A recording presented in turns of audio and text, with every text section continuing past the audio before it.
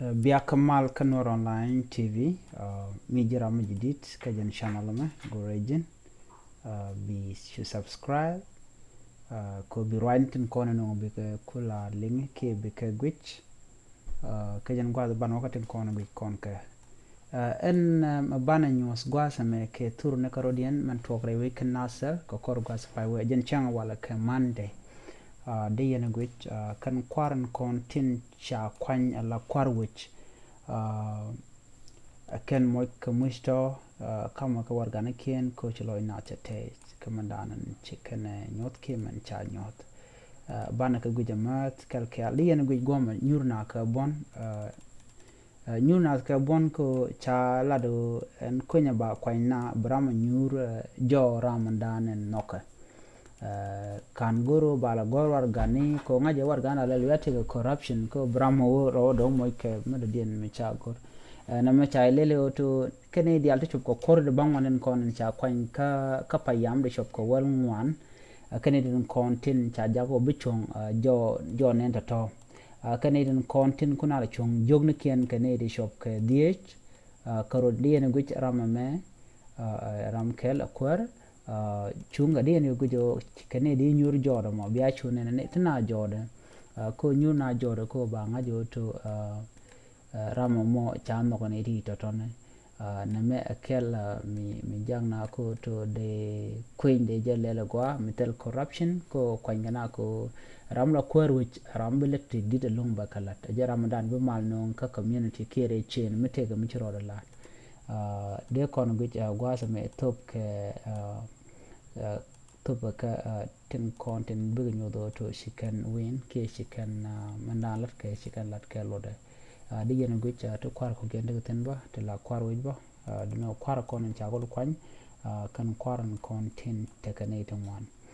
chan muno ba ka turno den di yen guj ci ga ngai kon ramadan an ci dor jek man te kanete wan mun lo je jogwa same amen lo jog ram min ka kwika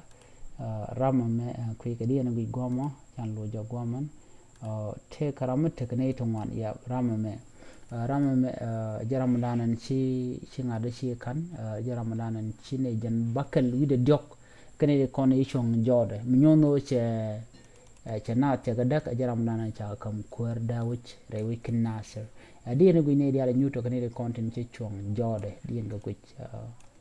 nyen do da na gor ke de na de ken kwange je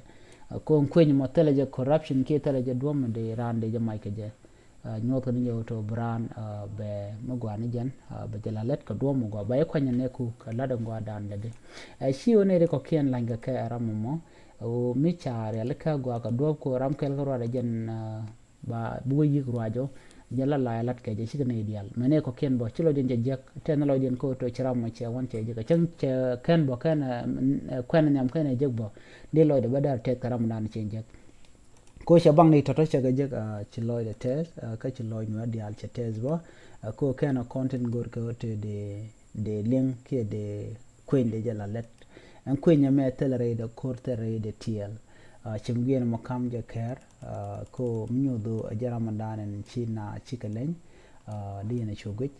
teloy na dalong ne dia logo di endos ken dien teslo aj long na me chimi je ka telo aj loy na te tes ketin kon chure lare weekend nasir ko shirama me che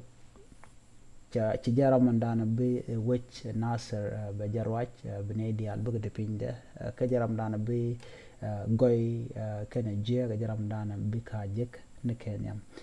ko mite miro la de jembe mal chuptena kenyam mite mi show gwa ba jembe mal chuptena ba ko jen bir di albi ko dagare wi chilo na tes ko sha queen mi na me cha je lalet ka do mo gwa ka jen do dan gorje